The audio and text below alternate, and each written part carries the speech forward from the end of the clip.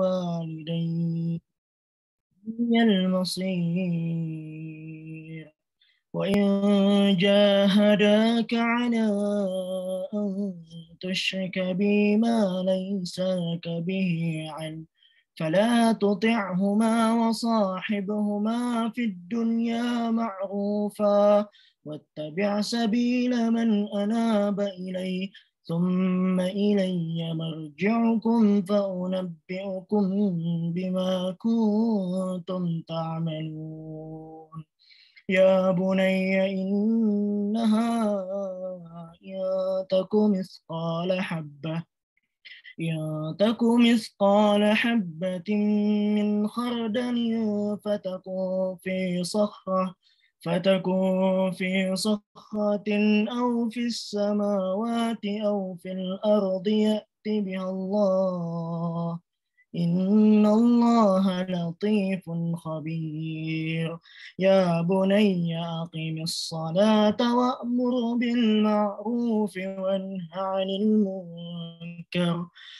عن المنكر واصبر على ما أصابك إن ذلك من عزم الأمور ولا تصعر خدك للناس ولا تمش في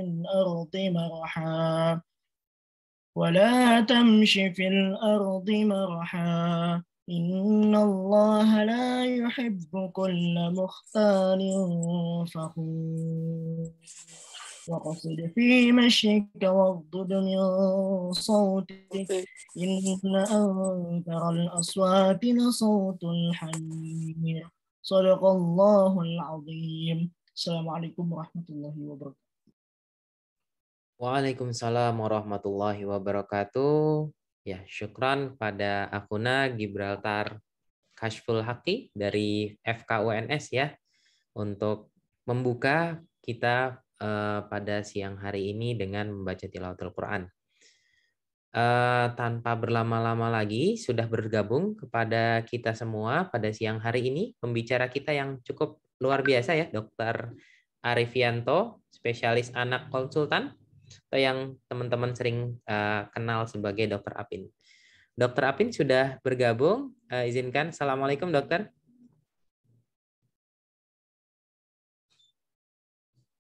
Waalaikumsalam warahmatullahi wabarakatuh. Gimana, Dr. Irfan? Alhamdulillah. Ya. Bagaimana kabarnya, Dr. Apin? Alhamdulillah. Iya. Senang nih bisa bergabung dengan adik-adik dan teman-teman sekalian. Iya, Ustaz. Ya, Dokter Arifianto ya pada siang hari ini. Bagaimana dokter untuk materinya? Apakah langsung untuk bisa disampaikan? Boleh ya, saya langsung mulai saja ya. Ya, Bismillah. Ya. Untuk itu langsung kita masuk ya ke materi yang disampaikan oleh Dr. Arifianto, spesialis anak konsultan. Kepada Dr. Arifianto, dipersilahkan. Silahkan, dokter. Ya. Bismillahirrahmanirrahim. Assalamualaikum warahmatullahi wabarakatuh. Alhamdulillah nahmaduhu wa nasta'inuhu wa nastaghfiruh wa na'udzu billahi min syururi anfusina wa min sayyiati a'malina may yahdihillahu fala mudhillalah wa may yudlil fala hadiyalah. Asyhadu an la ilaha illallah wahdahu la syarikalah wa asyhadu anna Muhammadan abduhu wa rasuluhu la nabiyya ba'dah. Allahumma shalli ala Muhammad wa ala ali Muhammad. Saya senang sekali bisa bergabung siang hari ini, adalah suatu kegembiraan bagi saya ya, bisa diundang di forum teman-teman sejawat. Saya rasa kebanyakan mungkin masih ini ya, saya paling tua nih kayaknya di sini, yang tidak sekedar memfokuskan pada ilmu akademis profesinya saja, tapi juga memiliki ghirah, memiliki semangat untuk menjaga kalamullah ya dalam komunitas dokter menghafal ini. Tapi siang ini saya diminta untuk berbagi apa yang saya miliki sebagai seorang dokter anak terkait dengan pendekatan klinis anak dengan demam. Itu tema yang diminta ke saya. Ya mohon maaf ya kalau saya baru muncul nih jam segini karena waktu saya juga sepertinya tidak hanya 1 jam untuk kedepannya. Saya coba sampaikan dalam waktu 30 menit materinya karena ini sangat luas. Dan maaf kalau misalnya materi ini nanti mungkin agak-agak awam istilahnya, karena di sini kan saya mayoritas dokter umum dan juga mahasiswa kedokteran. Jadi saya berharap ini menjadi bekal untuk menghadapi pasien secara umum, terutama di IGD atau mungkin di rawat jalan ya, di klinik misalnya. Juga bagi yang belum menyelesaikan pendidikan bisa menjadi bekal juga nanti kalau stase di bagian anak atau mungkin sudah pernah lewat tapi nanti ingin mendalami lagi. Kan kita kalau buat tulisan ya di status, di catatan apa namanya CPPT ya, atau di SOAP-nya gitu kan, atau di keluhan utama, kemudian di riwayat perjalanan penyakit, pasti hampir kalau saya bilang 90% pasti ada kata-kata ini ya, ada kata-kata demamnya. Nah, kalau bahasa Inggrisnya kan fever gitu ya. Atau kadang kita nulis tuh febris, observasi febris, atau misalnya apa hiperpireksia. Nah, demam itu yang sering menjadi pertanyaan tidak sekedar bagi dokter, tapi juga bagi pasiennya, karena kan semua orang pasti pernah mengalami demam, apalagi di masa pandemi ini ya, seperti tiada hari tanpa kasus demam. Nggak cuma di anak tapi juga orang dewasa. Inilah pertanyaan yang mungkin akan muncul ya, perlu nggak sih dikasih antipiretik? Terus apakah semua pasien itu harus diperiksakan laboratoriumnya? Apalagi kalau datangnya ke IGD ya, udah pastikan kita nggak periksa laboratoriumnya. Dan anak ini kan datangnya nggak mungkin sendirian ya, dia pasti ditemani sama orang tuanya. Jadi nanti yang harus diyakinkan kan orang tuanya tuh, bukan anaknya, karena anaknya apalagi anak-anak di bawah usia 5 tahun belum bisa ngapa-ngapain. Dan juga, nah ini nih yang cukup menarik nih, nanti kita bisa bahas di tanya jawab. Ini antibiotik kapan yang harus diberikan? Apakah semua demam itu harus berakhir dengan antibiotik? Dan apa sih diagnosis bandingnya? Karena kita bahasnya tentang pendekatan klinis ya. Klinis nanti mengarah kepada diagnosis dan akhirnya terapi hanya bisa tegak kalau ada diagnosisnya. Ini slide saya buat awam sebenarnya ya. Jadi ini yang sering mungkin sebagian dari peserta tahu kalau saya ini pernah menulis buku. Sebenarnya saya nggak sendirian, tuh saya dengan seorang teman saya, dokter anak juga, itu menulis buku namanya Berteman dengan Demam. Kenapa? Karena saya melihat demam ini satu kondisi yang sering disalah artikan. Mungkin Ibu Maruti bisa bantu saya untuk mute Maulia, gitu. Maulia tuh sepertinya ter-unmute. Bisa di-mute. Oke, terima kasih. Nah, jadi kenapa saya menulis buku Berteman dengan Demam? Karena demam tadi fenomena yang sering disalahpahamkan tidak hanya oleh masyarakat yang non-medis, tapi juga oleh dokter kalau saya bilang. Maka saya harus tulis seperti ini sebagai pendahuluan. Kita kalau nggak kenal demam, kita nggak sayang. Kenapa? Kan ternyata demam itu harus disayang-sayang. Harus disayangi, harus dicintai. Gitu. Bahkan kalau kita melihat pada hadis pun Rasulullah dengan tegas menyatakan tidak boleh itu mencela yang namanya demam. Bahkan demam itu jelas juga dikatakan konteks hadis adalah sebagai penggugur dosa ya kalau kita bersabar menghadapinya. Nah, maka ini yang kemudian harus ditanyakan. Kalau anak demam, harus nggak sih segera dikasih antipiretik supaya demam itu hilang? Apalagi kalau datangnya ke IGD, tengah malam, kita lagi ngantuk-ngantuk, terus pasien punya ekspektasi gitu kan, masa anaknya datang nggak diapa-apain padahal suhunya misalnya nih 40 derajat, 41 derajat. Maka ini yang menjadi pemahaman bagi sebagian masyarakat yang harus kita coba untuk luruskan. Karena nanti pada akhirnya selain kita bicara masalah pendekatan klinis dengan demam, tapi bagi saya yang terpenting adalah, atau yang tidak kalah penting adalah bagaimana cara kita mengkomunikasikan demam ini kepada orang tua. Kalau orang tua yang bawa anaknya ke dokter. Bener nggak sih, hipotesis mungkin ya, yang mengatakan kalau anak makin tinggi suhunya makin berisiko kejang. Ini ada di benak sebagian besar orang tua tentunya. Nanti kalau naik kejang otaknya bisa rusak. Kemudian kalau demamnya udah 3 hari pasti wajib harus dibawa ke dokter misalnya. Jangan-jangan kalau hitungannya tengah malam nanti pas 3 hari tengah malam datangnya benar-benar tengah malam tuh ke IGD. Dan apakah benar semua demam kalau udah 3 hari harus periksa laboratorium? Kan cek lab bisa di mana saja ya. Di puskesmas pun bisa cek lab. Bahkan kalau saya perhatikan tuh paketnya istilahnya datang tuh apa istilah DL Widal gitu ya, DL Widal. Nah, apakah harus semua dicari ke arah demam berdarah atau tifoid? Sekarang kan juga ditambah sama swab ya, swab antigen, swab PCR atau COVID-19. Maka saya mengambil satu potongan dari artikel dari American Academy of Pediatrics dari buletinnya. Saya lupa nih kalau saya di tahun 2011 kalau tidak salah. Jadi sudah artikel 10 tahun lebih yang lalu. Di situ ada satu terminologi yang ketika saya coba cari tahu lagi sudah sempat muncul di tahun 1980-an yang namanya fever phobia, ya, fobia terhadap demam gitu kan. Nah, ternyata fobia demam itu mungkin kita nggak pernah mengakui secara sadar, tapi itu terjadi di masyarakat. Yang kedua adalah ketika berhadapan dengan anak, kita harus lihat pola yang mungkin berbeda dengan dewasa. Kalau kita dapat pasien penyakit dalam gitu ya, atau penyakit neuro misalnya, itu kan kebayangannya kan penyakitnya non infeksi, ya, apa stroke atau mungkin keganasan atau diabetes tipe 2 misalnya ya. Tapi kan anak kita beda bicaranya. Anak kita akan bicara terutama infeksi. Nah, dan demam itu sangat berkaitan erat dengan infeksi. Dan kita harus melihat dari sekian banyak infeksi yang mungkin bersifat patogen atau membuat sakit pada manusia, baik anak maupun dewasa, itu kan infeksi virus yang sebenarnya tidak butuh antibiotik sama sekali. Jadi saya juga ingin menekankan kenapa saya senang kalau bicara masalah demam, ya, infeksi. Padahal saya sebenarnya bukan konsultan infeksi, saya ini konsultan neurologi anak.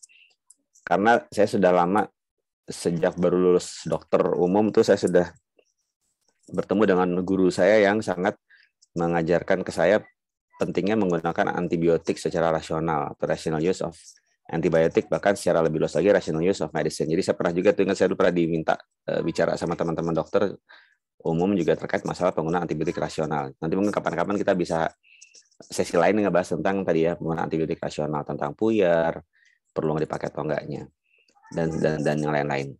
Nah, ini patofisiologi demam, singkatnya saja.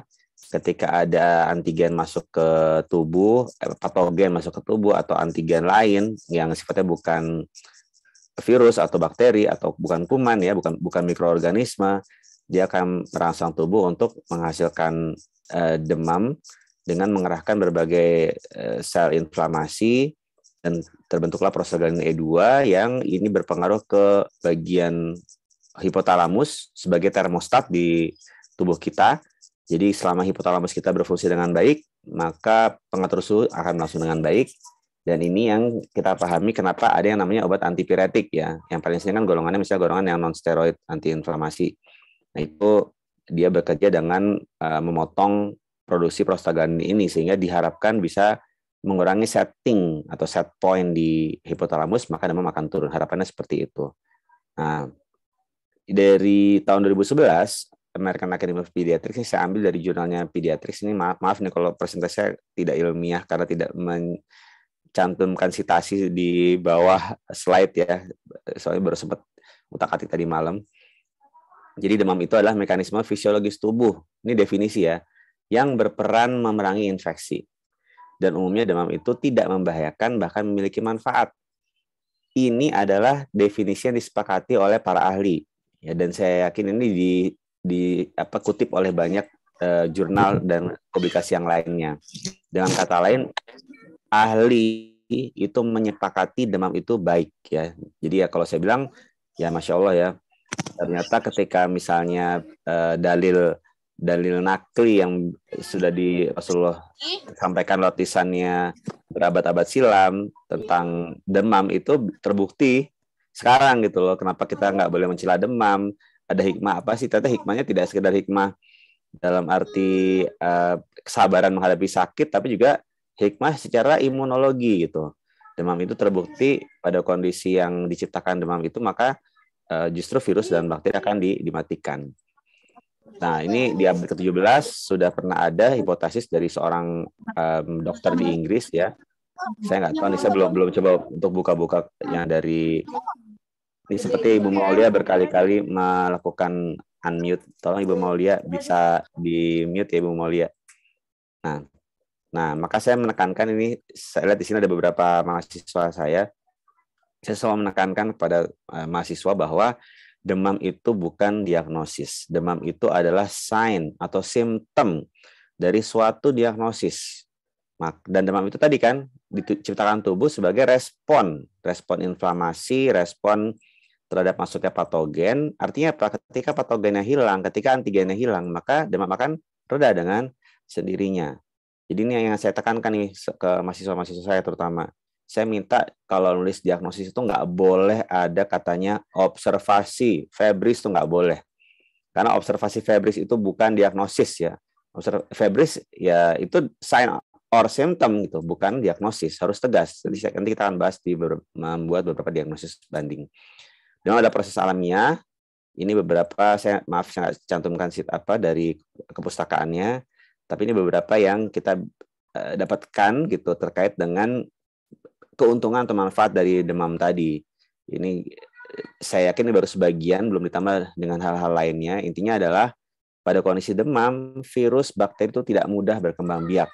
Jadi dengan ada demam itu justru kuman, mikroorganisme dihambat supaya tidak makin banyak. Nah, maka ketika pasien anak datang ke kita, selalu tanya ke orang tuanya, Bu, Pak, suhunya berapa? Ketika dia bilang, oh anak saya anget gitu, taunya anget dari mana? Mungkin dengan perabaan ya. Kalau guru saya ini jangan pakai tangan meter, tapi harus pakai termometer. Jadi ini harus ditanamkan ke masyarakat, bahkan sampai ke pelosok sekalipun ya. Mungkin teman-teman di sini ada yang bertugas atau berdinas di pelosok misalnya di luar Jawa. Sama gitu kan, termometer tuh sangat murah ya, digital itu paling cuma 20.000 gitu. Kalau misalnya nggak punya pasiennya, nanti kita bisa berinfak mungkin ya termometer buat mereka. Karena ini penting sekali untuk mengukur secara objektif. Maka apakah tugas kita kemudian pasien datang ke kita belum tahu diagnosisnya apa karena baru demam hari pertama, langsung kita anjurkan diberikan antipiretik gitu ya. Apakah seperti itu? Nah, ternyata lagi-lagi nih dari kepustakaan di tahun 2011, dan ini banyak dikutip di berbagai penelitian berikutnya, dikatakan bahwa primary goal of treating the febrile child should be to improve the child's overall comfort.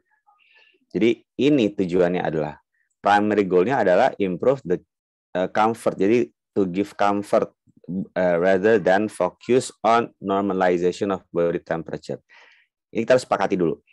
Kita tidak bertujuan menormalkan suhu tubuh. Dan ini sebenarnya nggak berlaku, nggak cuma buat anak ya, tapi juga buat dewasa gitu. Saya ingat sekali waktu saya tahun lalu saya kena denggi untuk kedua kalinya.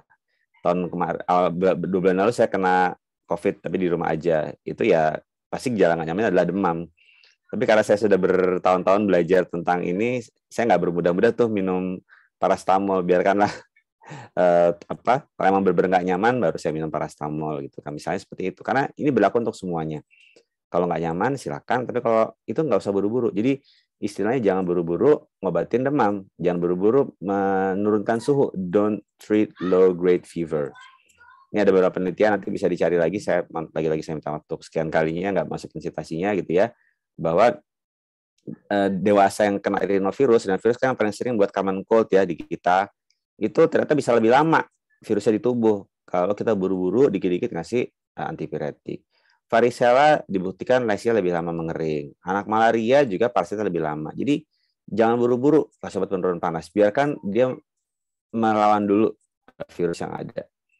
Ini dari jurnal yang lain, saya ambil kesimpulannya saja.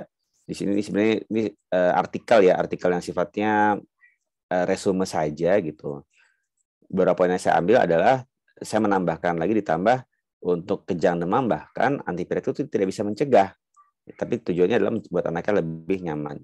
Bahkan untuk imunisasi nih ya, saya yakin di sini kan teman-teman semuanya pernah nih dan terlibat nih dalam vaksin, apalagi sekarang kan vaksinnya vaksin dewasa gitu ya, lagi ngejar booster atau bahkan mungkin ada belum lengkap tuh dosis primer dari COVID-nya. Itu mereka pasti nanya tuh, nanti kalau saya demam boleh nggak ya saya dikasih paracetamol gitu, atau tadi yang mungkin pernah yang di puskesmas gitu ya. Saya masih ada ini praktek beberapa, begitu pasien bayi kan imunisasi DPT combo umur 2, 3, 4 bulan datang, nanti langsung dikasih paracetamol gitu, Bu nanti kalau misalnya rumah diminum ya, takutnya dia supaya nggak demam habis divaksin DPT. Padahal sama sekali nggak seperti itu tuh salah gitu. Nah, karena penelitian membuktikan bisa mengurangi antibodi yang dibentuk dari vaksin kalau terburu-buru memberikan paracetamol. Nah, ditambah lagi nih kan takut sama demam, aduh, udah deh kalau gitu saya kasih kombinasi paracetamol ibuprofen bergantian gitu, atau bahkan yang saya pakai lewat rektal. Itu semuanya ternyata tidak terbukti lebih cepat, dan balik lagi ke prinsipnya, demam itu bukan sesuatu yang harus ditakutkan. Lalu bagaimana dengan pilihannya gitu kan? Kita memang paling sering pakai paracetamol, pakai ibuprofen boleh. Yang penting dosisnya tepat ya, dan harus diperhatikan apakah anak ini ada kontraindikasi atau tidak. Jangan sampai pasien dengue misalnya diberikan ibuprofen. Dan yang jelas-jelas sangat dihindari itu aspirin dan metamizol. Saya melihat beberapa masih ada yang memberikan ini, walaupun sudah sangat jarang. Tapi hati-hati ya, jangan sampai muncul reaksi. Nah, kemudian ini intermezzo, pertanyaan dari orang tua. Kalau pasien itu kadang-kadang anaknya rewel sekali, tapi pas tidur ternyata tidurnya ya gelisah mungkin ya, tapi suhunya 40, 41. Waduh, anak saya takutnya kejang nih, perlu nggak dikasih antipiretik pas lagi tidur? Ternyata nggak juga seperti itu. Jadi ini kondisi-kondisi yang mungkin masih ada di benak sebagian dari kita, apalagi di orang tua, maka harus diluruskan.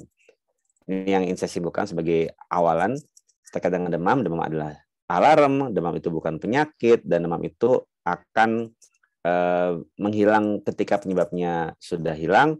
Bahkan demam adalah suatu terapi. Ya, bayangin ya, ada satu kondisi ketika justru dia dianggap sebagai musuh gitu kan, karena menakutkan. Ternyata dia adalah respon tubuh, tapi ada obatnya nih untuk meredakan. Ditambah lagi dia ternyata juga bisa sebagai obat gitu, sebagai terapi. Jadi tanpa diapa-apain pun virus itu bisa jadi akan sembuh, akan hilang sendiri gitu ya. Apalagi terkait COVID nih. COVID ini menarik sekali kalau mau dibahas. Terkait panduan COVID dari Kemenkes atau dari 5 organisasi profesi. Saya lebih prefer kalau COVID itu pakai panduan dari WHO atau dari CDC. Lebih rasional kalau menurut saya. Nah, ini yang ingin saya simpulkan di awal, demam itu tidak pernah menjadi kondisi gawat darurat. Sebenarnya dia tidak pernah. Yang membuat kondisi gawat darurat atau membuat anak dibawa ke rumah sakit itu adalah apakah gejala penyerta lainnya. Apa sign atau simptom lainnya. Ada nggak sesak napasnya? Ada nggak penurunan sadarannya? Ada nggak dehidrasi? Ini yang masuk kondisi emergensi. Demam tanpa kondisi-kondisi ini nggak gawat darurat. Kalaupun ada kondisi ini yang membuat harus dibawa ke dokter, bukan demamnya. Jadi lagi-lagi kita nih dokter itu, nanti saya sampaikan lagi, saya ulang di akhir, bahwa kita ini para advokat ya, kita ini para edukator. Jadi saya senang sekali nih lihat sekarang tuh banyak teman-teman dokter yang sangat aktif ya mengedukasi di berbagai platform, entah di YouTube atau di Instagram, TikTok dan lain-lain. Karena tadi ternyata dokter itu tidak sekedar hanya mendiagnosis dan menterapi, tapi juga memberikan edukasi kepada masyarakat, termasuk meluruskan hal-hal yang mungkin selama ini salah, dengan evidence based, dengan basis bukti yang sahih gitu ya, meta analisis, systematic review seperti itu. Nah, lalu bagaimana dengan demam itu sendiri kalau kita ingin membuat satu pendekatan klinis? Bisa dibagi dua nih, lagi-lagi ini bahasanya agak-agak awam gitu ya. Jadi ada demam tanpa gejala dan demam dengan gejala yang lain. Dan ini tentunya akan berubah dari hari ke hari. Demam hari pertama nggak batuk, nggak pilek, nggak ruam. Demam hari kedua nggak batuk, nggak pilek, nggak demam. Demam hari ketiga nggak batuk, nggak pilek, nggak ruam. Kan bingung tuh sampai hari ketiga nih apa nih demamnya gitu kan. Ada yang bawa anaknya datang ke kita di hari pertama, ada yang bahkan baru bawanya di hari ke-5 atau ke-7 gitu kan. Nah, umumnya demam tanpa sebab yang jelas kita boleh berpikir pada anak ya, terutama anak di bawah 5 tahun nih seperti ini nih. Apakah dia demam dengue atau sekarang istilahnya kan ini ya, ada yang dengue yang severe dengue, kemudian ada yang namanya dengue with warning signs gitu ya. Itu yang dipakai terbaru, tapi sayangnya belum tersosialisasi dengan baik. Itu sudah ada di PNPK dari dengue tahun 2021. Nanti mungkin teman-teman bisa coba untuk share cari browsing tentang PNPK dengue yang terbaru. Nah, ini juga sering nih pada anak, terutama anak di bawah 5 tahun. Jadi demam tanpa gejala lain. Anaknya tidak merasakan sensasi. Kan kalau dewasa misalnya ada urgensi, pola kisuri, atau misalnya disuri. Kan anak-anak nggak bisa ngerasa seperti itu.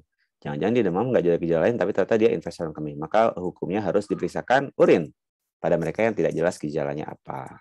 Nah, kalau COVID kan udah ya, ini udah pasti nih ya. Semua sekarang demam harus di swab. Walaupun mungkin nggak jelas gejala di saluran napasnya. Tapi kalau ternyata dalam perjalanannya, di hari ketiga, hari keempat muncul tuh pileknya, muncul tuh batuknya. Nah, jelas nih, jangan-jangan ini cuma sekedar selesma atau influenza gitu ya. Kemudian muncul ruam ketika demamnya turun.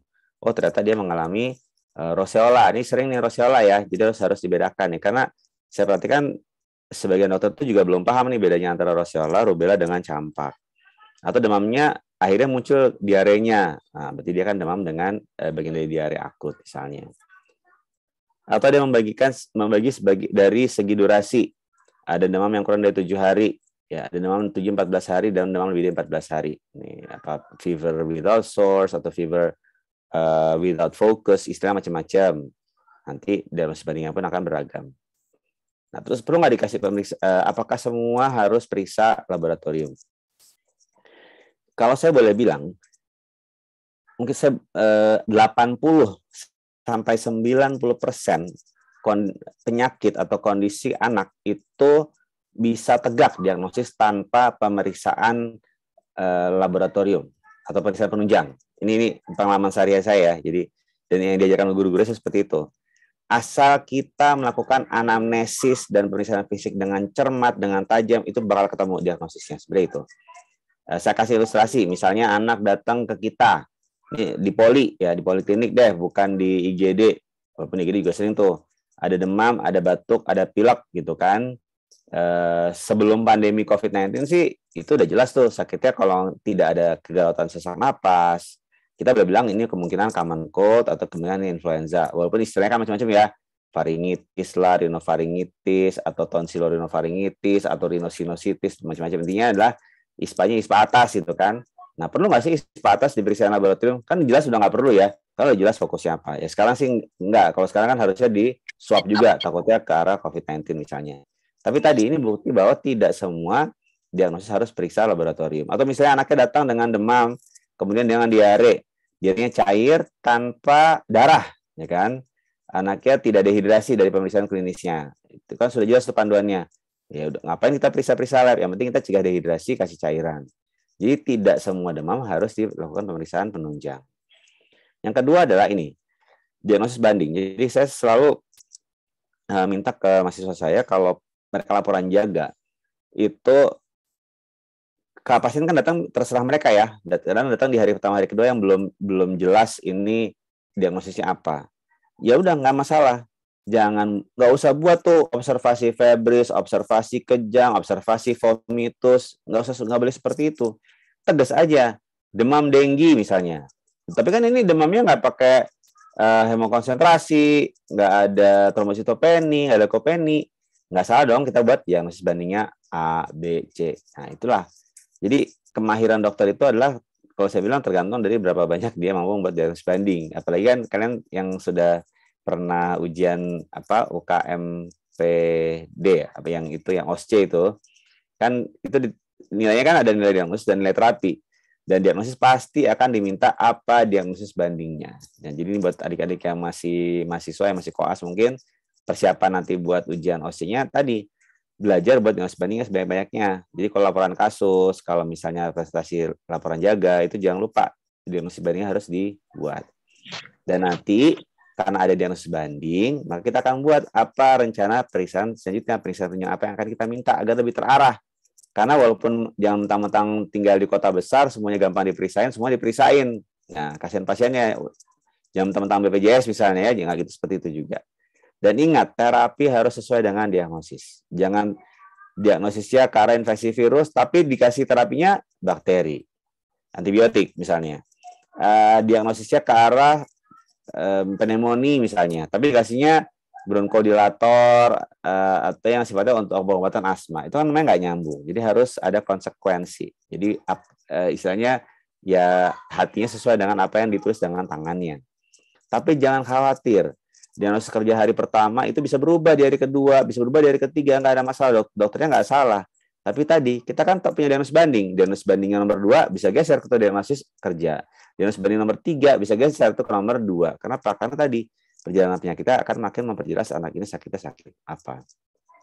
Nah, saya harus menjelaskan tentang kejang demam dalam poin ini.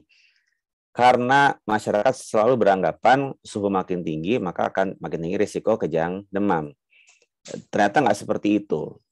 Jadi saya balik dulu ke definisi kejang demam. Ini saya ambil dari, saya yakin semua sudah punya ya, dari konsensus kejang demam dari UKK Neurologi IDAI tahun 2016. Di sini kejang demam itu terutama terjadi pada anak usia 6 bulan sampai 5 tahun dengan suhu di atas 38 derajat Celcius dan sudah sangat yakin atau sudah hampir sangat yakin ini bukan akibat masalah intrakranial, bukan infeksi SSP gitu ya. Tidak ada gangguan metabolik, jadi normal semuanya, nggak ada hiponatremi, tidak ada hipoglikemi, tidak ada atau hipernatremi, jadi harus yakin. Ini fakta kejang demam. Tidak semua anak akan mengalami kejang demam. Hanya 2-5, ada yang bilang sampai 3-7% berbagi, tapi semua kurang dari 10%.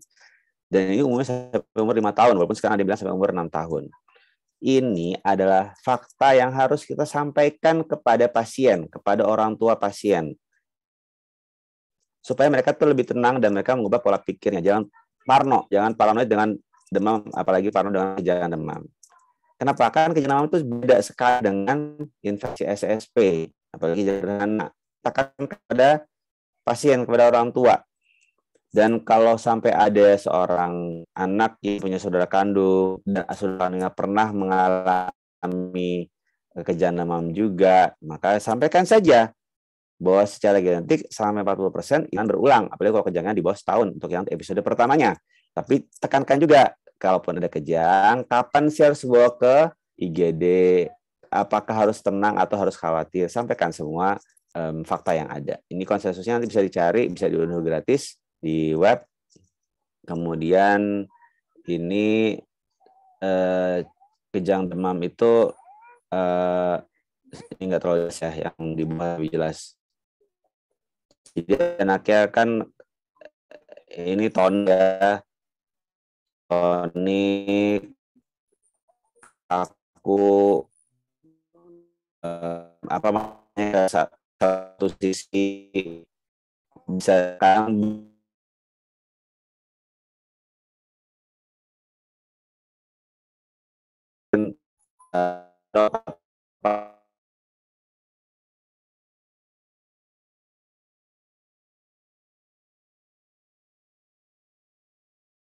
kemudian anak tersebut sudah masuk hari kedua, hari ketiga nggak kejang demam sama sekali, kita boleh bernapas lega karena kemungkinan besar episode kejangnya tidak berulang di kali itu. Dan mayoritas kejang demam itu kurang dari 5 menit. Maka harus selalu menekankan kepada orang tua, kalau sampai anaknya kejang demam, jangan lupa periksa waktunya, cek berapa lama dia mengalami kejang. Karena kalau kurang dari 5 menit, ya udah di rumah. Tapi kalau 5 menit lebih, boleh bawa ke dokter atau bawa ke rumah sakit misalnya. Dan fakta menunjukkan parastamol itu tidak mengurangi risiko kejang demam, tidak mengurangi risiko berulangnya kejang demam. Nah, ada obat anti kejang yang diberikan saat demam atau rutin bahkan. Tapi ingat, ini semua ada indikasinya. Saya harus bilang ini sebenarnya konsensus IDAI tahun 2016. Itu sudah 6 tahun yang lalu ya, hampir 6 tahun yang lalu. Dan yang saya tahu, UKK Neurologi sendiri sebenarnya sudah ingin mengganti atau ingin merevisi. Jadi apa yang disampaikan oleh kami 6 tahun UKK Neurologi 6 tahun yang lalu itu sudah ada perubahan. Artinya apa? Kesimpulannya sebenarnya anti kejang itu tidak terlalu disukai itu ya untuk kejang demam. Kenapa? Karena apalagi kalau yang sifatnya intermittent yang diberikan diazepam ya. Walaupun tetap kalau ada tanda-tanda ini nih kita boleh ngasih. Kenapa? Karena ada efek sedasi dari diazepam tadi. Jadi harus benar-benar berhati-hati. Kalau yang rumatan ini juga nggak semua orang tua tuh mau menggunakannya karena kan ini kan seperti pengobatan epilepsi ya jangka panjang. Nah, maka yang kita tekankan kepada orang tua pasien, anaknya dibawa ke dokter, ini Bu, ini Pak, kalau kejangnya lebih dari 5 menit. Nah, suhu tubuh 40 derajat Celcius ini sebenarnya nggak harus buru-buru ke dokter kalau dia sudah pernah ngalamin kejang demam sebelumnya. Jadi kalau sudah episode kedua, ketiga, ya dan setelah kejang kurang 5 menit anaknya sadar, kita juga harus buru-buru bawa anaknya ke dokter. Tapi kalau baru episode pertama, boleh deh. Kalau sangat khawatir. Itu pun juga sebenarnya nggak harus dirawat ya. Atau kalau kejangnya vokal. Kenapa? Karena kejang demam itu mayoritas umum, bukan vokal. Nah, kalau vokal ini tidak lazim. Bahkan kalau vokal ini harus dilakukan EEG. Takutnya ada kondisi nauzubillah, jangan-jangan ada ini lagi, ada abses misalnya di otaknya gitu kan, karena kejangnya vokal. Atau jangan-jangan ada massa atau SOL intrakranial. Nah, maka kesimpulannya adalah kalau anak demam itu hal terpenting adalah cegah dehidrasi. Dan anak-anak ini juga berisiko untuk mengalami malnutrisi karena makanan jadi susah kan, maka coba diberikan makanan yang mudah dikonsumsi. Nah, perlu nggak sih dikasih antibiotik? Ingat, antibiotik kan mungkin sekarang istilahnya jadinya anti mikroba gini kan. Sekarang tuh ada anti mikroba, anti bakteri, antivirus, anti jamur gitu ya, atau anti parasit. Tapi saat ini yang definisi antibiotik secara global tetap masih lebih konotasinya adalah untuk infeksi bakteri. Ya. Jadi baik lagi, kalau infeksinya virus sebagai etiologi tidak perlu antibiotik. Dan antibiotik itu sebenarnya tidak pernah menjadi kondisi kan. Kalau misalnya demamnya belum jelas, gimana? Perlu nggak dikasih antibiotik gitu kan? Kalau kondisinya dia mild, apalagi dia setting rawat jalan, itu kemungkinan bisa aplikasi antibiotik. Misalnya kalau apalagi kondisinya curiga sepsis itu kan, atau dia curiganya penurunan sadar, itu kan meningitis gitu kan, nah, itu boleh itu ada tempatnya untuk ngasih antibiotik. Tapi tadi sebenarnya adalah balik lagi ke apa diagnosisnya. Dokter harus terbiasa untuk melakukan konsekuensi yang sama antara diagnosis dengan terapi. Kita harus berpikir nih, ada kondisi yang di luar pandemi yang berisiko di masa depan, itu namanya antibiotik era, yaitu ketika mayoritas bakteri kebal antibiotik dan tidak mempan dikasih antibiotik apapun. Apalagi sekarang antibiotik itu termasuk obat yang tidak terlalu banyak untuk pengembangannya. Sedikit sekali farmasi yang mau mengembangkan antibiotik baru. Kalau vaksin berlomba-lomba tuh, tapi kalau antibiotik itu sangat-sangat sedikit. Ditambah lagi tadi kan, pasti teman-teman di sini yang sudah berkutat di ruang intensif ya, di ICU, di ICCU atau di CVCU atau di PICU atau di NICU itu kan pasti pernah ketemu pasien-pasien yang masuknya kayak kasusnya apa, tapi length of stay-nya memanjang di rumah sakit gara-gara apa? Gara-gara antibiotiknya sudah resisten. Pasiennya kena infeksi nosokomial. Atau misalnya pasien TB ya, TB yang RO, resisten obat, TB MDR, aduh itu udah pusing deh kita mau bilang apa, pasti juga sering demam, batuk pilek gitu kan. Ini kan bukti bahwa demam pada akhirnya tidak akan bisa menjadi satu diagnosis kalau tidak disertai dengan gejala yang lainnya. Dan kita akan boleh saja periksa pemeriksaan penunjang kalau nggak jelas diagnosisnya apa. Saya sendiri yang membatasi waktu. Sebenarnya kan waktunya harusnya sampai jam 3 ya, tapi mohon maaf waktu saya nggak banyak untuk siang ini.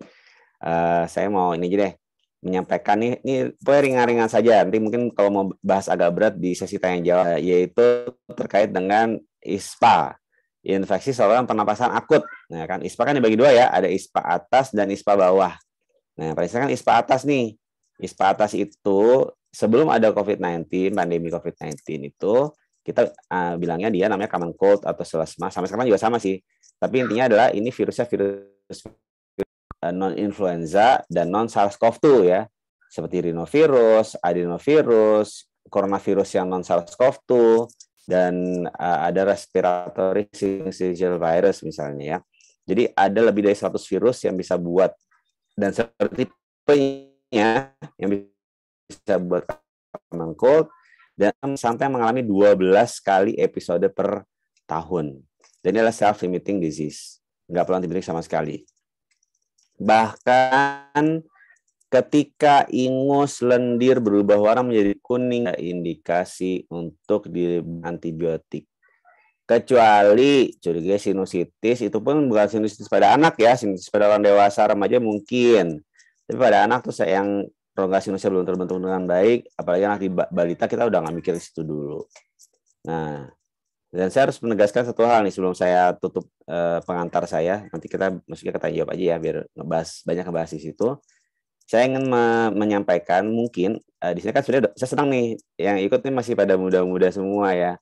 Saya mungkin ada yang pernah atau terinformasi gitu ya dari senior-seniornya atau mungkin dari pasien itu diagnosis radang tenggorok.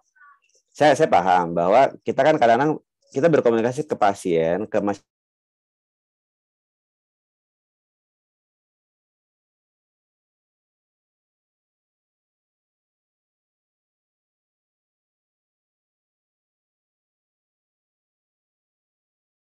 lebih mudah untuk bekerja sama dengan kita. Pasien yang pandai itu akan lebih mudah bekerja sama dengan kita, dan mereka itu akan meningkatkan kualitas pelayanan kesehatan di masyarakat gitu. Jadi kita pun kalau ingin membuat bahasa yang sederhana, jangan bilang bahasa radang tenggorokan gitu ya. Harus jelas diagnosisnya apa tadi kan, common cold, influenza misalnya ya. Nah, nah ini. Jadi kan ingat, ini pasiennya pasien strep throat atau bukan gitu kan. Ini curiga ke arah jangan atau mungkin difteri gitu kan. Kalau hati-hati tuh. Kalau bilangnya radang tenggorokan merah ya semua manusia juga kalau hidup tenggorokannya pasti merah kan.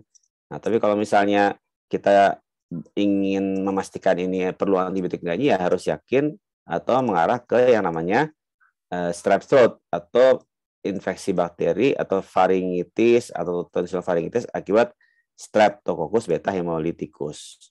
Dan kita boleh pakai ini nih, skor Centor ya untuk membantu diagnosis. Ini kalau kecil-kecil nanti insya Allah akan diberikan slide-nya, saya sudah bagikan Dr. Irfan untuk slide-nya yang siang hari ini.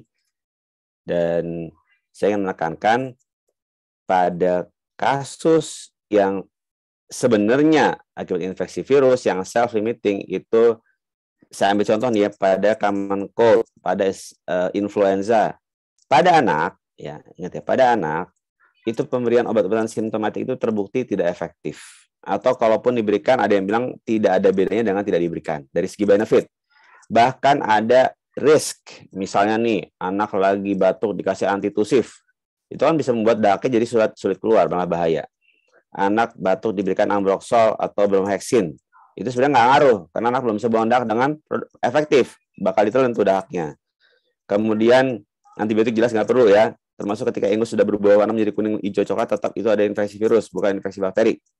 Kecuali anaknya pneumonia, boleh curiga bakteri menurut WHO. Obat yang saya tuliskan namanya di sebelah sini nih, saya nggak sebutin namanya, yang katanya antivirus yang sering diresepin, padahal ini sama sekali nggak ada manfaatnya juga untuk kasus yang ringan atau common cold flu. Perlu nggak nih? Kan semua sekarang mau dikasih suplemen ya, vitamin C, vitamin D, zinc. Lagi-lagi penelitiannya masih conflicting resultnya. Dan yang sangat terkenal, yaitu kalau pasien batuk pilek anak harus diuap, katanya harus diinhalasi. Padahal isinya obat-obatan beta-2 agonis, kortikosteroid, itu kan obat-obatan buat asma. Nah, jadi ini yang ingin saya sampaikan. Untuk pendekatan diagnosis yang lebih detail lagi, saya nggak ngasih ilustrasinya, nanti mungkin kita bisa masuk ke tanya jawab saja ya. Ini dulu yang mau saya sampaikan.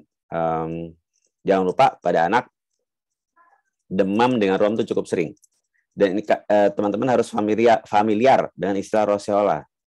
Karena pada anak di bawah 2 tahun, kalau ada demam berakhir dengan ruam, ketika demamnya turun, tidak batuk, tidak pilek, tidak mata merah, tidak usah berpikir ke arah campak gitu ya. Campak itu alhamdulillah jarang. Bahkan kalau campak itu muncul satu kasus aja, itu harus lapor ke dinas kesehatan. Berarti sudah ada wabah, hati-hati. Gitu. Jadi campak dan roseola itu sangat-sangat berbeda. Rubella juga sama.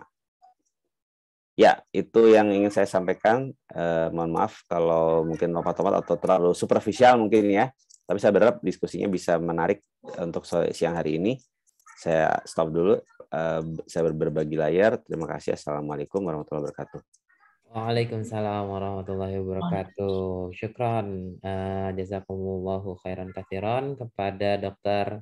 Apin, spesialis anak konsultan, atas sharingnya ya dokter, terkait dengan demam, karena memang kita mengangkat tema pada siang hari ini demam, karena ternyata dari survei paling banyak itu orang tua pasien datang panik, ini anak saya demam gitu, apalagi di sini kan banyak juga koas gitu, banyak juga dokter-dokter muda, dokter yang masih habis internship, masih baru ngerintis karir sebagai dokter gitu. Jadi banyak, nanti habis dari sini mungkin tidak ada lagi ya seperti yang dikatakan oleh Dokter Apin, tidak ada lagi nanti diagnosis hanya observasi febris atau misalnya diagnosis batuk gitu, karena tadi yang sudah di-highlight, izinkan saya untuk meng-highlight kembali apa yang dikatakan oleh Dokter Apin. Kalau demam itu bukan penyakit ya, tapi demam itu adalah satu gejala gitu, suatu sign yang kemudian kita sebagai dokter, kita sebagai ahli tenaga medis ya, kemudian bisa mengembangkan lebih lanjut gitu. Dan kemudian kepada keluarga pasien kita bisa mengedukasi lebih lanjut. Mungkin kasusnya sama ya dok ya, demam, batuk juga seperti itu gitu. Jadi seolah-olah masalahnya adalah batuknya, padahal masalah yang batuk yang membuat batuk pada anak, pada orang dewasa juga mungkin berbeda-beda. Tadi udah disebutkan ada ISPA, ISPA atas, ISPA bawah. Tadi luas sekali pembahasannya. Masya Allah, kita sebenarnya kalau misalnya dilanjutkan mungkin bisa panjang ya dok untuk pembahasan materi pada kali ini. Karena kita keterbatasan waktu, agar diskusinya makin menarik, kita lanjutkan ke diskusi. Pada sesi diskusi, alhamdulillah sudah ada beberapa pertanyaan yang masuk. Diizin membacakan dokter. Dari Zaim Ishrakiz. Assalamualaikum Dokter Apin, izin bertanya. Pada anak riwayat preterm dengan BBLR, riwayat kejang demam recurrent, apakah benar-benar tidak perlu antipiretik? Karena qadarullah di tempat kami berpraktik jauh dari FKTL, dari rumah sakit dan sejawat spesialis anak malah justru menganjurkan untuk memaintain suhu, diberikan antipiretik.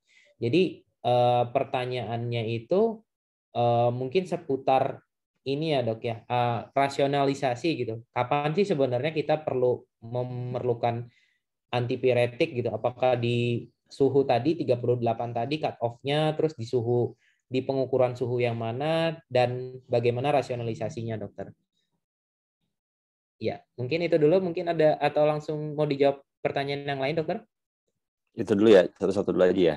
Baik, silakan dokter. Ya, terima kasih Dr. Ahmad Irfan. Ini pertanyaannya bagus sekali ya. Jadi kita juga harus bisa melihat fenomena bahwa pemahaman terkait demam ini, kalau saya bilang masih tidak sama, tidak seragam, bahkan di kalangan dokter anak gitu, atau di kalangan dokter spesialis lah ya. Kan kalaupun istilahnya dokter umum merujuk ke dokter spesialis, kan harapannya atau mereka pasti ekspektasinya yang spesialis mungkin lebih paham gitu ya, atau lebih ahli, atau kalau sudah konsul ya hasil konsultasi itu akan dilakukan. Masa udah konsul ke dokter spesialis tapi dicuekin, kan nggak seperti itu.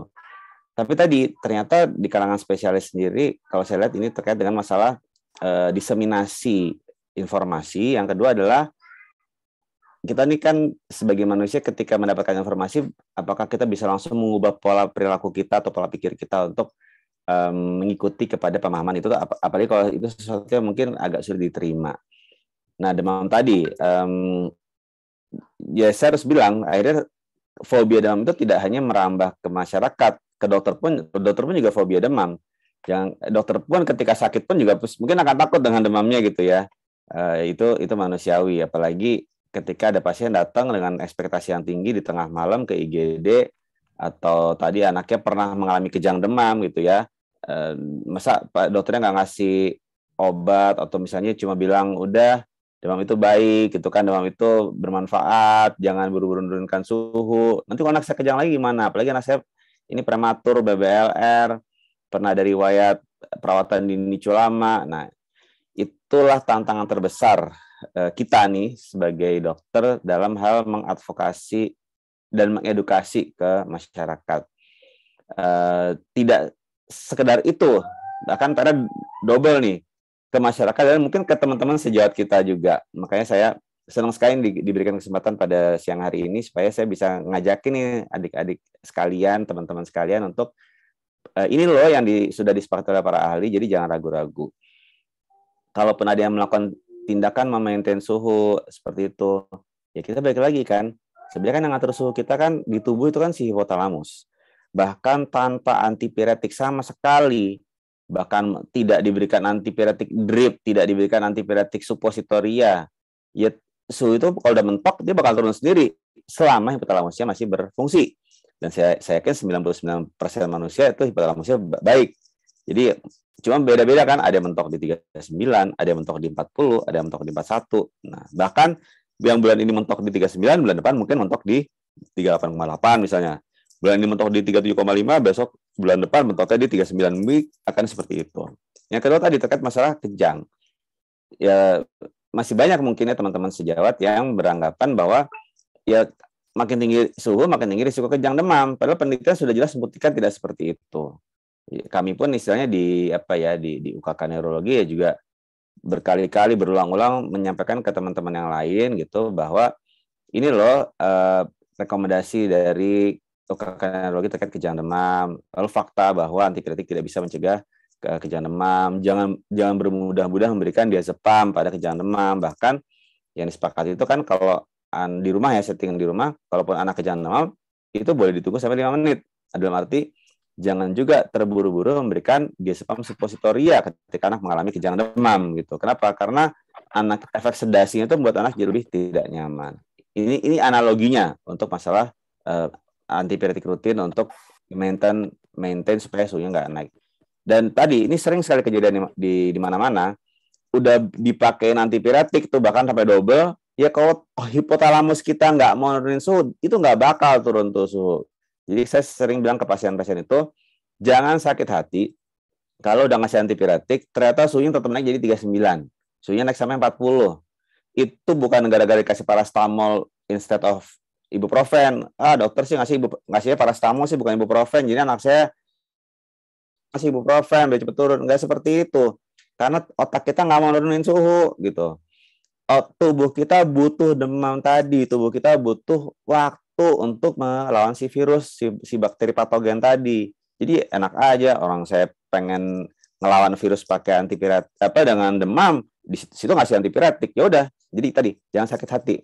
Kita boleh kalau aku udah nggak nyaman, jadi intinya saya ngomong ngalor ngidul gitu ya, ngomong panjang lebar, intinya saya tekankan adalah kita harus bisa meyakinkan diri sendiri sebagai seorang profesional kesehatan bahwa demam itu tidak menjadi satu hal yang harus ditakutkan dan demam itu baik.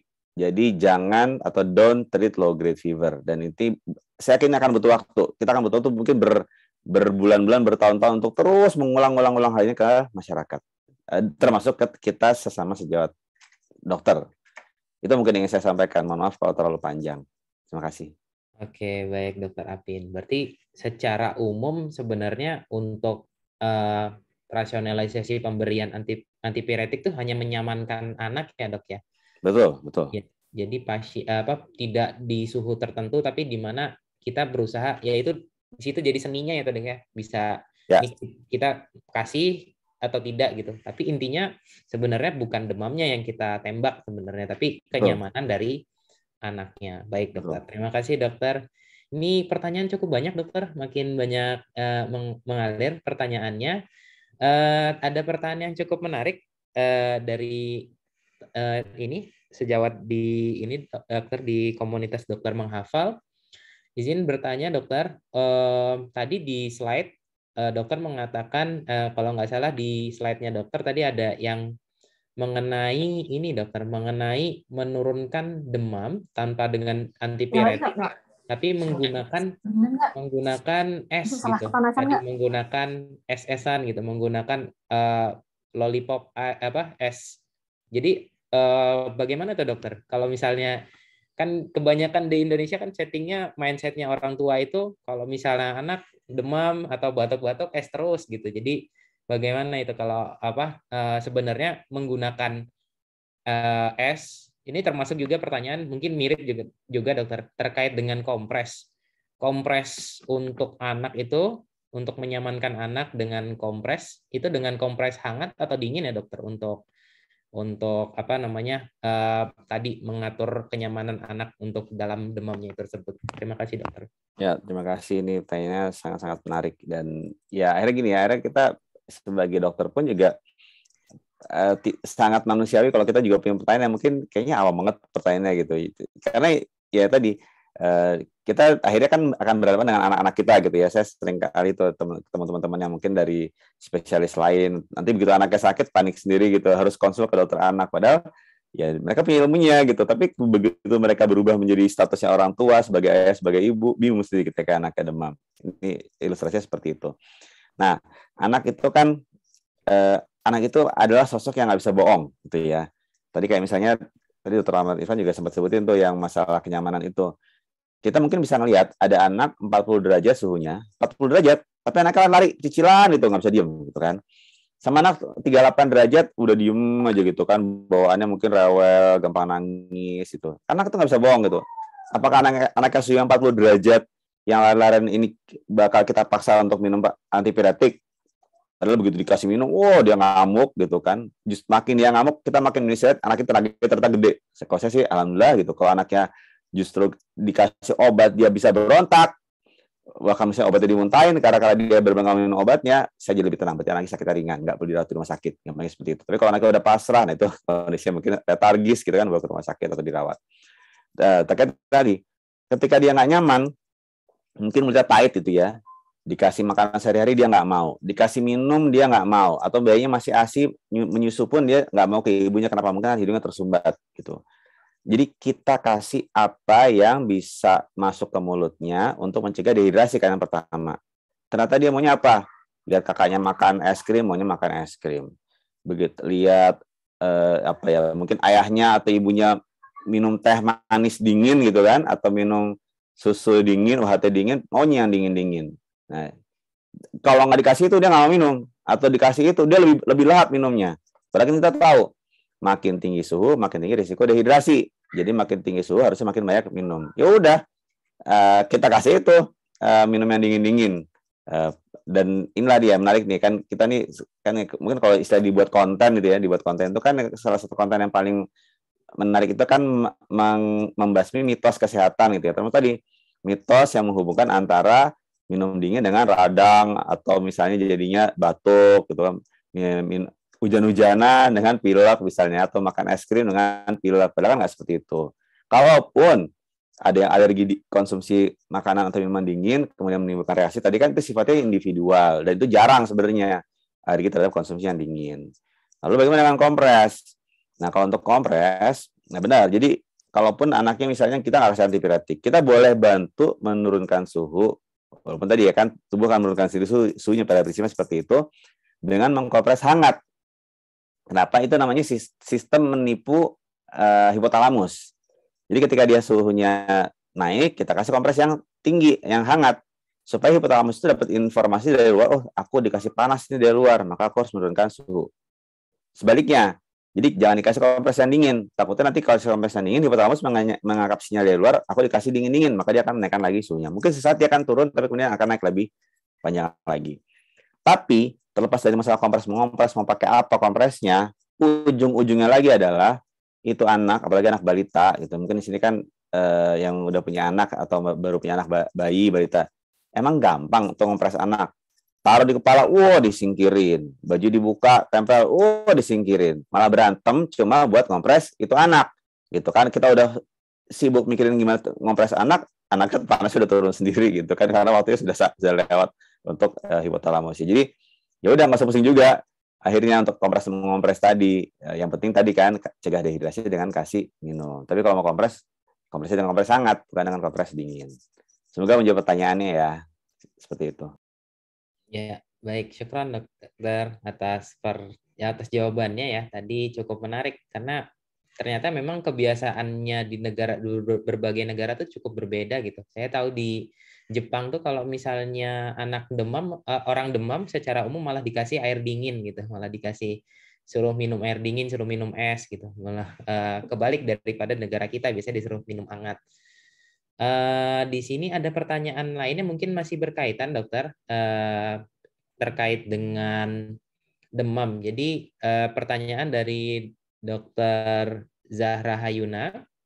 Dokter, mohon izin bertanya. Salah satu hal yang penting yang perlu diperhatikan dalam demam tadi yang dokter sampaikan adalah mencegah anak dehidrasi, karena kita tahu suhu meningkat, risiko terjadi dehidrasi cukup tinggi. Itu bagaimana dokter untuk terapi cairan demam secara umum untuk diedukasikan kepada orang tua pasien ataupun nanti kita menangani pasien untuk rasionalisasi terapi cairannya. Terima kasih dokter. Ya betul, terapi cairan ya, ini menarik sekali. Jadi kan ada dua setting ya. ada setting yang rawat jalan dan rawat inap. Kalau rawat inap kita sudah sering dapat ilmunya lah ya, memberikan cairan maintenance, kita boleh meningkatkan sampai 1,5 kali maintenance. Tapi yang terpenting adalah baik pada setting rawat jalan atau rawat inap adalah monitoring, gitu kan. Monitoring apakah cairan yang masuk dan yang keluar itu imbang. Jadi harus ada pemantauan input dan output. Dan yang bisa kita edukasi kepada orang tua pasien adalah memantau berapa sering dia buang air kecil. Dan ini tentunya akan beragam ya bagi mereka yang masih pakai diaper bayi itu kan di bawah 2 tahun misalnya dengan yang sudah di atas 2 tahun yang sudah toilet training. Jadi selalu tekankan kepada orang tua adalah cara memastikan anak tidak dehidrasi adalah melihat berapa kali dia buang air kecil atau seberapa sering popoknya basah. Umumnya kita akan bilang dia dehidrasi kalau lebih untuk anak di bawah 2 tahun, kita akan khawatir dia mengalami dehidrasi ketika demam kalau lebih dari 6 jam tidak buang air kecil. Tapi kalau anak di atas 2 tahun, lebih panjang untuk toleransinya. Kita akan lebih khawatir kalau dia mengalami dehidrasi kalau dia lebih dari 8 jam tidak buang air kecil. Jadi cairannya sebenarnya nggak harus dipatok berapa mililiter ya. Kita boleh pakai patokan di bawah 10 kilo yang standar ya. 100 ml per kilo misalnya seperti itu. Itu kan campuran semuanya, nggak cuma minum tapi dari makanannya.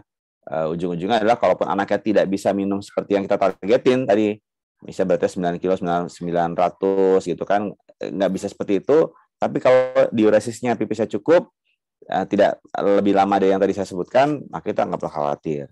Dan sama di infus di rumah sakit kan juga sama, mau dikasih cairan berapapun, apapun cairannya kan kita akan hitung diuresisnya. Jadi jangan lupa hitung diuresis.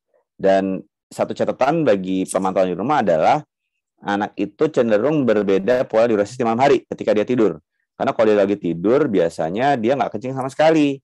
Tidurnya sehari malam bisa 8 jam atau 10 jam. Bisa tuh sampai 8 jam, 10 jam dia nggak pipis. Itu juga harus diperhatikan. Jadi jangan, anak saya kok malaman nggak kencing-kencing. Jangan-jangan dia dehidrasi, padahal bisa jadi dia wajar ketika dia sedang tidur. Aliran di ginjalnya berkurang karena memang sedang tidur. Itu yang harus ditekankan, semoga cukup jelas ya, membedakan atau memberikan edukasi cairan pada rawat jalan maupun di rawat inap. Seperti itu. Syukran dokter atas jawabannya. Ini kita batasi untuk 2 pertanyaan lagi ya dokter ya. Karena kebetulan ada 2 pertanyaan yang cukup mirip-mirip, jadi coba saya rangkumkan pertanyaannya dari penanya Syaknaz, dari Ayu Purwita, dari Yusprasi Kasim. Jadi pertanyaannya cukup mirip semuanya gitu, seputar tentang batuk pada anak. Tadi dokter sudah menyinggung sedikit di penyebab, ternyata anak kalau batuk nggak begitu penting sebenarnya diberikan mukolitik atau diberikan obat-obatan yang biasanya diberikan kepada orang dewasa, bisa ditembak langsung antitusif atau apa. Ternyata pada anak itu tidak begitu tidak begitu jelas kegunaannya. Lalu ketika praktek itu bagaimana dok kita kepada pasien ini, apa cuman edukasi gitu dan kita nggak memberikan obat apa-apa, atau ada tipsnya nggak dok untuk batuk pada anak sehingga kita bisa meyakinkan orang tua ini kalau batuk itu adalah mekanisme untuk mengeluarkan sesuatu yang ada di dalam tenggorokan, jadi baik gitu. Itu bagaimana dokter tipsnya? Ya, bagus sekali Pak, ini pertanyaan penting bagi saya. Cerita pengalaman pribadi ya. Saya tuh butuh waktu bertahun-tahun untuk bisa meyakinkan masyarakat, orang tua, pasien untuk tidak bermudah-mudah dalam mengkonsumsi ini gitu.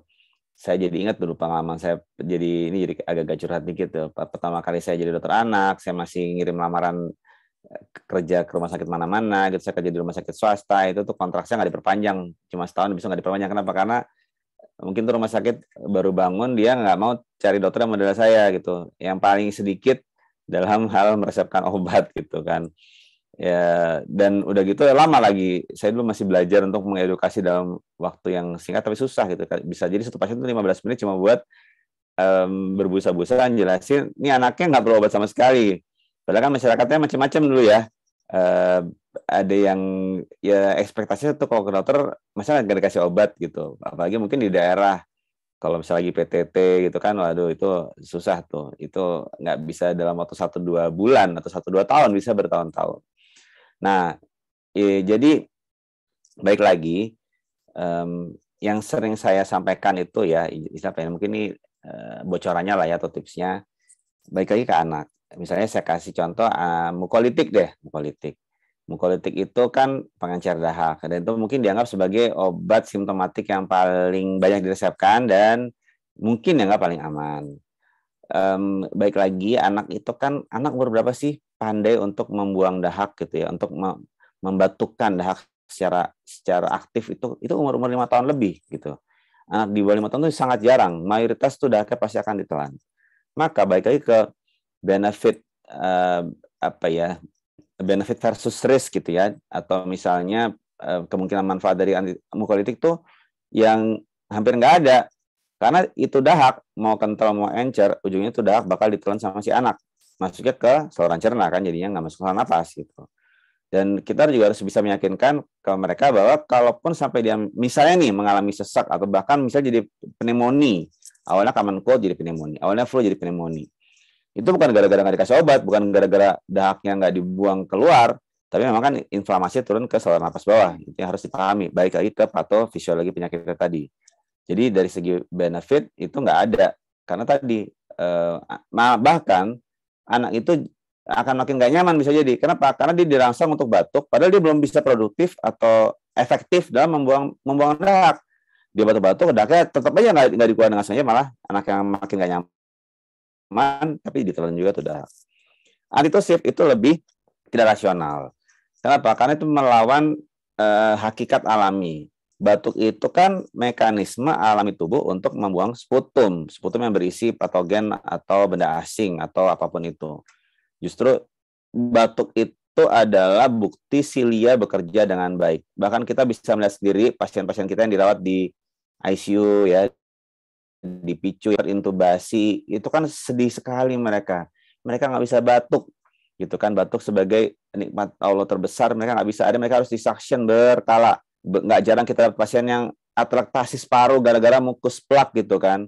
Nah, kalau kita belajar dari mereka itu, kita akan berpikir, itulah nikmatnya batuk gitu. Jadi jangan dihentikan dengan antitusif. Itu istilahnya, itu malah masking. Kita pengen menenangkan orang tua supaya anaknya nggak batuk, tapi justru membuat anaknya makin tertahan mukusnya dan makin beresiko untuk menimbulkan mukus plak dan akhirnya makin nggak nyaman. Itu harus berhati-hati. Apalagi pasien asma ya, jelas-jelas nggak boleh tuh dikasih antitusif. Kita udah tahu persis kan. Termasuk asma yang zaman dulu kan itu nggak cuma sekedar dikasih metode agonis, tapi dikasih juga mukolitik gitu kan sebagai campuran di inhalasi. Nah, itu lebih nggak rasional. Itu sekarang guru-guru kami di respirologi juga udah ngajarin tuh nggak boleh tuh, nggak perlu ngasih mukolitik pada inhalasi asma misalnya seperti itu. Itu untuk mukolitik dan antitusif. Ditambah lagi satu lagi misalnya ini dekongestan ya, dekongestan. Katakan pelega hidung tersumbat. Kita kan ingat baik lagi efedrin, pseudoefedrin, itu kan efeknya apa? Palpitasi, takikardi. Anak-anak, apalagi anak-anak di bawah 3 tahun kan belum bisa cerita gitu. Kalau aduh jantungku berdebar-debar nggak bisa, anaknya malah rewel. Rewelnya kita pikir gara-gara demam, rewelnya gara-gara hidung tersumbat. Padahal bisa jadi rewelnya gara-gara kita kasih efedrin tadi, dia berdebar-debar, dia palpitasi, takikardi. Jadi akhirnya, kalaupun menimbang-nimbang antara benefit risk-nya, antara nggak ada benefit walaupun risknya minimal, atau bahkan risknya lebih tinggi dibandingkan dengan benefitnya. Inilah yang harusnya membuat kita jadi menyampaikan nggak perlu atau ya nggak usah dikonsumsi. Kalaupun kita merujuk kepada negara-negara lain ya, saya ambil contoh misalnya di Amerika atau di Inggris itu, mereka tuh sangat agak ketat gitu dalam memberikan obat, kan maksudnya obat over the counter ya, obat yang bisa dibeli bebas. Obat batuk pilek misalnya, obat simptomatik tadi itu ada yang matok di usia di atas 6 tahun. Ada yang usia di atas 10 tahun baru boleh diberikan. Tapi kalau di kita, dituliskan, coba deh, kalau saya kadang-kadang kalau kemasan utuh tuh pasti ada tulisannya, tidak diberikan pada anak di bawah 2 tahun. Padahal sini sediaan drops loh, tapi dia tulis seperti itu. Tapi ada komanya, koma kecuali atas petunjuk dokter. Nanti ujung-ujungnya semua obat kalau pakai koma, pakai eksepsi tadi ya udah bisa diberikan. Padahal harusnya kan nggak seperti itu. Jadi mudah-mudahan dengan pemahaman seperti ini, teman-teman jadi lebih yakin, lebih pede untuk mengedukasi pasiennya untuk tidak bermudah-mudah atau tidak meresepkan obat-obatan simptomatik tadi. Seperti itu, semoga jelas. Ya, baik. Satu pertanyaan lagi, Dokter Apin, izin. Ini ada pertanyaan yang mungkin satu tema ya, jadi saya izin menggabungkan. Pertanyaan dari Nur FZ. Tadi mungkin yang pertama tentang antibiotik ya. Demamnya. Assalamualaikum dokter. Izin bertanya, pada pasien anak mengalami demam dan nyeri tenggorok, gatal, seperti apa yang perlu diberikan antibiotik untuk mencegah demam rematik tadi. Tadi kalau nggak salah dokter menyebutkan tentang Centor Score. Itu mungkin penjelasan lebih lanjutnya dokter terkait hal tersebut sehingga kita bisa ada rasionalisasi memberikan antibiotik segera pada anak dengan nyeri tenggorokan. Terus kemudian pertanyaan yang cukup umum juga ini dok, mungkin juga tapi umum ditemukan oleh dokter-dokter juga, dokter mungkin ISIP, dokter muda ya, teman-teman koas. Ketemu pasien anak itu kita selalu anaknya itu mesti rewel, nangis, sehingga susah didiamkan, susah dilakukan pemeriksaan fisik. Padahal tadi pemeriksaan fisik tadi dokter sampaikan sangat penting ternyata untuk diagnosis, menegakkan diagnosis dari demam. Anak demam itu kita deketin aja udah rewel. Jadi mau dengerin suara parunya gimana, mau dengerin suara jantungnya udah ketutup sama suara nangisnya gitu. Bagaimana? Apakah ada tipsnya dokter? Sama ada terakhir ini dok, satu lagi, ini sebenarnya pertanyaan di luar dari konteks sebenarnya, cuman menurut saya cukup relevan dari Rima, yaitu apakah ada dok untuk anak, obat-obatan anak itu ada pedoman buku yang dokter rekomendasikan untuk kami, yang kemudian kita jadi rasional gitu, memberikan tidak bermudah-mudahan, tidak juga meremehkan suatu penyakit, satu tanda simptom. Mungkin itu dokter pertanyaan-pertanyaannya. Ya, terima kasih. Ini saya mulai dulu deh, saya ulang sedikit ya tentang Centor Score. Ini kelihatan ya di sini, Centor Score itu, nah, jadi ada dua scoring yang bisa kita gunakan untuk membuat diagnosis apakah ini suatu strep throat atau bukan, apakah ini suatu tonsilopharyngitis akibat strep beta hemolyticus atau bukan. Itu skor Centor, satu lagi namanya skor Mac-Isaac. Mac-Isaac itu adalah modifikasi dari Centor Score, tapi kurang lebih mirip-mirip. Yang pertama adalah pasti ada demamnya ya. Yang kedua ini yang menarik nih. Justru kita akan lebih curiga ke arah strep throat itu kalau tidak ada fokus tanda simptom di saluran napasnya. Jadi dia hampir absence of cough. Jadi nggak ada batuknya atau batuk itu sangat-sangat jarang. Apalagi pilek. Jadi kalau ketemu pasien demam, batuk pilek gitu kan, kemudian kita suruh buka mulut, tenggorokannya merah. Waduh ini hiperemis nih dok, ini saya yakin nih hiperemis. Awalnya nggak seperti ini nih gitu. Tetap aja kalau udah ada with cough, with rhinorrhea gitu ya. Udah deh, ini very unlikely ini suatu strep throat. Justru kalau nggak ada, kita lebih yakin ke arah strep throat. Dan jangan lupa nih, satu lagi. Tolong diraba. Ada pembesaran kelenjar getah bening. Nah ini menarik nih, saya kalau bicara kelenjar getah bening jadi menarik. Karena apa? Karena banyak juga nih rujukan ke kami dokter anak dari puskesmas misalnya ya. Pengen tahu dok nih TB kelenjar bukan ya gitu. Nah kelenjar getah bening itu di leher akan lebih mudah dan banyak teraba pada anak pada usia di bawah 5 tahun terutama ya. Itu pada kondisi sehat. Nah, ketika dia sakit, terutama ketika dia mengalami strep throat, dia bisa membesar dan ukurannya itu bisa lebih dari 1,5 cm. Jadi kita akan menganggap ini kemungkinan adalah suatu pembesaran KGB abnormal kalau ukurannya per kelenjar itu lebih dari 1,5 cm.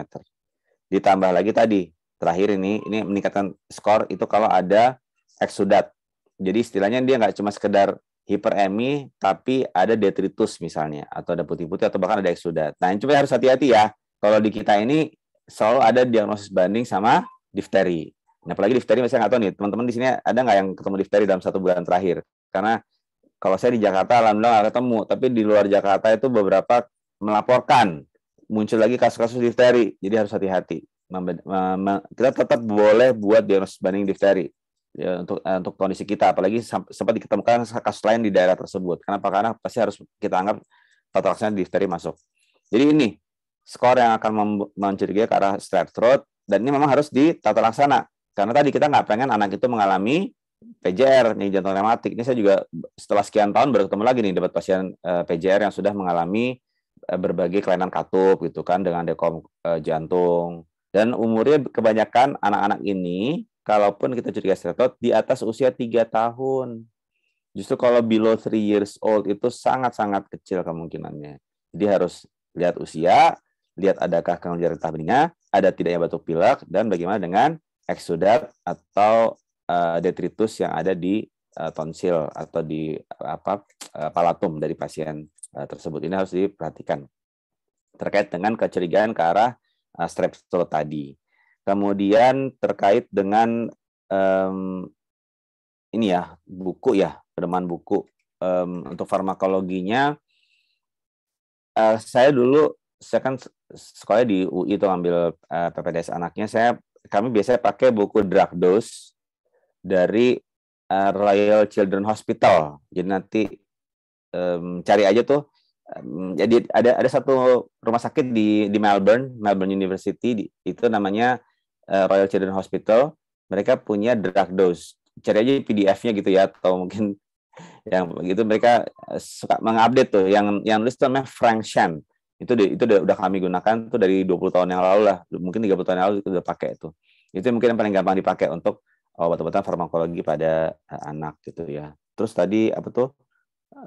Ini ya, ada masalah ini yang non farmakologi gitu kan. Kalaupun kita nggak ngasih itu, saya ingat WHO itu pernah buat satu publikasi terkait dengan penggunaan local remedies for treatment of cough and cold in children. WHO pernah itu, saya kalau nggak salah tahun 80-an kalau nggak salah. Tapi itu bisa jadi satu petunjuk bahwa WHO itu mengizinkan, kalaupun untuk meredakan gejala pada common cold, itu pada selesma, flu, itu boleh pakai bahan-bahan lokal, atau mungkin bahasa kita tuh herbal. Tapi saya pada akhirnya sih tidak akan membuat satu saran tertentu gitu ya. Karena itu balik lagi, kalau herbal saya bilang sih lebih ke arah anaknya gitu. Kadang-kadang kita pengen ngasih anaknya apa, larutan daun saga mungkin, atau mungkin ngasih jeruk nipis sama kecap mungkin, atau mungkin mau ngasih air madu.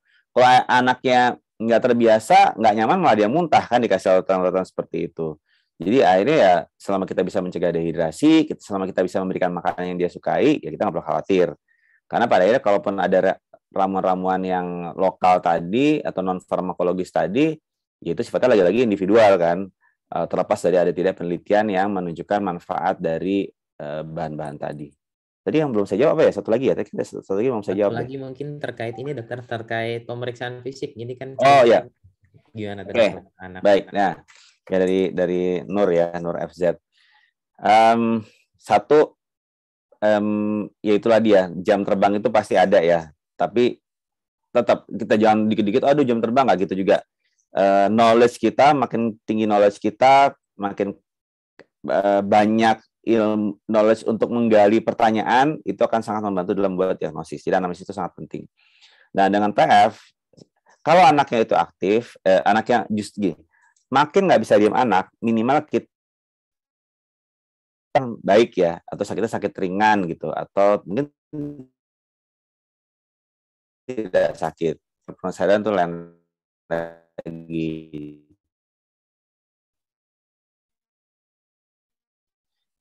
Bila Glasgow Coma Scale-nya itu minimalnya bisa dilihat. Yang kedua adalah kalau anaknya benar-benar kita butuh informasi bunyi napas, bunyi jantung, ya akhirnya kita nggak akan bisa dapat dalam sesi pertemuan itu.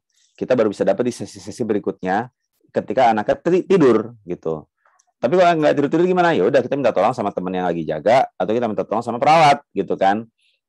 Kan perawat itu mereka tetap loh punya legitimasi, atau boleh-boleh aja mereka mendengarkan bunyi murmur. Kita ajarin kan, Mbak ini atau Kak, nanti kalau ada bunyi kayak gini nih abnormal ya gitu. Atau misalnya ini Kak tolong dia dengerin bunyinya apa. Ini lebih ke arah kita boleh banget kan ngajar. Dan saya kan mereka juga diajarin kan, teman-teman juga diajarin tentang bedanya ronki, wheezing. Jadi mereka juga akan tahu, oh kalau kayak gini nanti mesti lapor nih sama dokternya.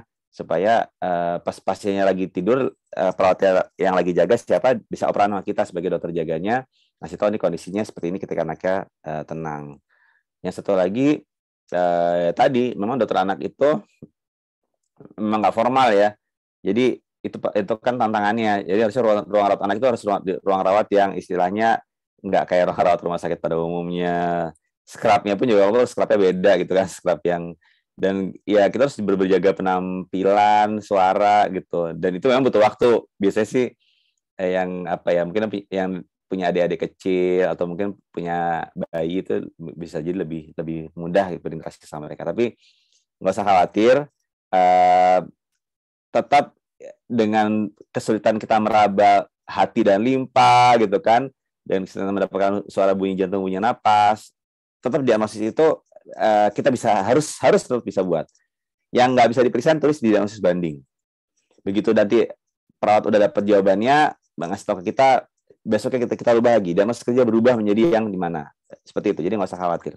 Semoga bisa menjawab pertanyaannya dan mampu dipraktekkan. Demikian. Ya, Masya Allah.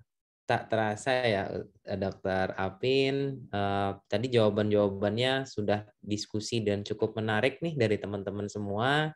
Peserta cukup antusias, tapi kemudian mohon maaf kalau misalnya ada pertanyaan yang mungkin tidak terjawab atau mungkin kurang puas untuk terjawab. Karena keterbatasan waktu kita batasi waktunya untuk sesi tanya jawab sampai saat ini.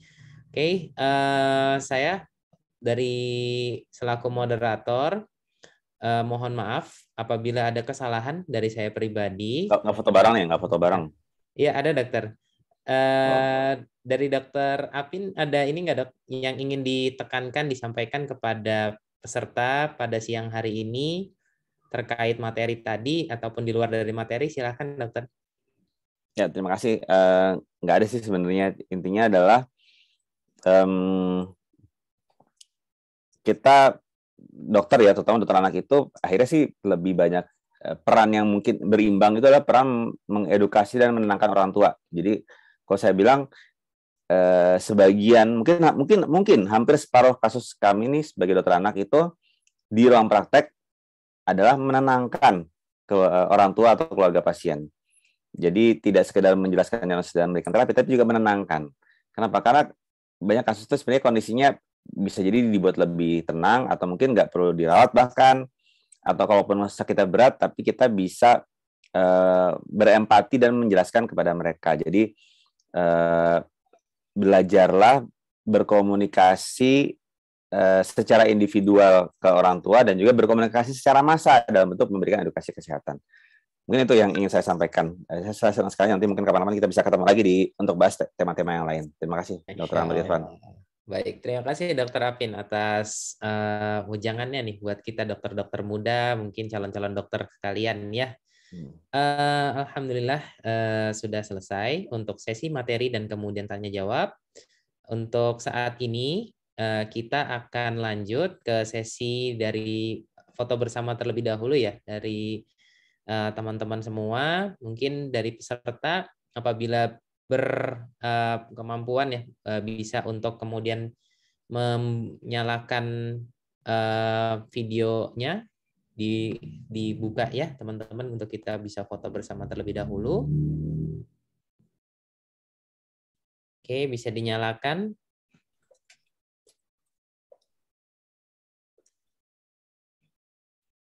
Ya, mungkin saya bisa minta bantuannya ke Mbak Ayun. Siap nggak untuk foto? Bisa ya? Oke. Ya, sambil nanti kasih ya aba-aba.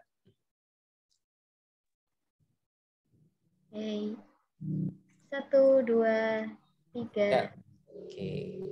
1, 2, 3. 1, 2, 3.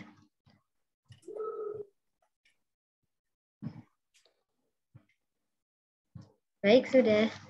Sudah, Mbak. Terima kasih banyak Mbak Ayun atas bantuannya. Oke, tadi sesi foto sudah kita lakukan. Untuk sekarang, saat ini kita masuk ke sesi, mungkin ada ini Dokter Apin dari kami, sedikit dari kami dari Dokter Menghafal. adalah kenang-kenangan pada dokter dalam bentuknya masih digital, dokter, untuk sertifikat, penyerahan sertifikat. Mungkin saya bisa minta bantuannya lagi. Ya, untuk ditampilkan.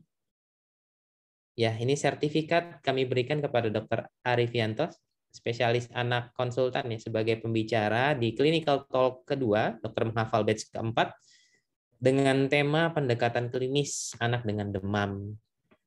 Kami selaku panitia dan kemudian dari pengurus besar dokter menghafal mengucapkan jazakumullahu khairan katsiran kepada Dr. Arifianto atas kesediaannya dokter untuk membersamai kami semua dalam di siang hari ini ya. Masya Allah, di hari Ahad, biasanya di hari buat keluarga, tapi kemudian beliau menyempatkan waktunya untuk kita semua.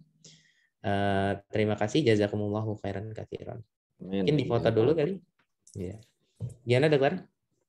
Baik. Iya.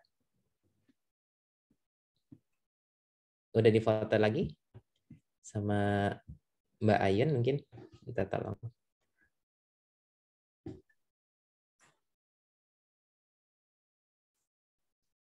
Sudah, Mbak Ayun? Ya, sudah. Sudah, alhamdulillah. Ya, terima kasih banyak Dr. Arifianto, Dr. Apin, teman-teman semua. Jangan lupa follow, ya beliau cukup aktif ya di medsos, di Twitter, di Instagram tentang banyak tentang ini ya, edukasi seputar anak, kesehatan, dunia kesehatan anak maupun kesehatan secara umumnya.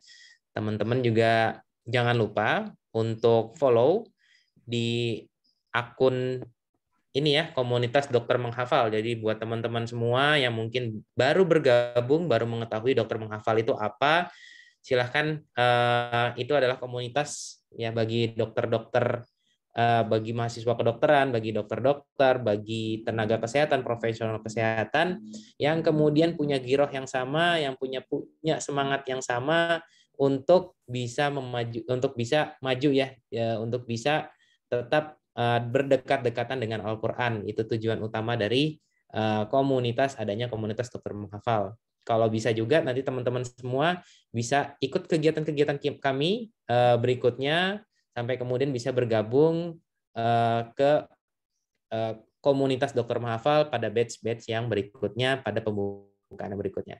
Mungkin akhirul kalam itu dari saya pribadi selaku moderator dan MC pada siang hari ini. Saya memohon maaf apabila terdapat kesalahan kata, terdapat salah penyebutan kata, salah menyebutkan maupun salah perbuatan yang saya lakukan tanpa saya sengaja tentunya pada teman-teman semua. Mari kita tutup majelis kita pada siang hari ini dengan doa kafaratul majelis. Subhanakallahumma wa bihamdika asyhadu an la ilaha illa anta astaghfiruka wa atubu ilaik. Wabillahi taufik wal hidayah. Wassalamualaikum warahmatullahi wabarakatuh. Sampai jumpa kembali teman-teman semua di acara Dokter Menghafal yang berikutnya. Pamit dulu ya. Assalamualaikum. Waalaikumsalam, dokter.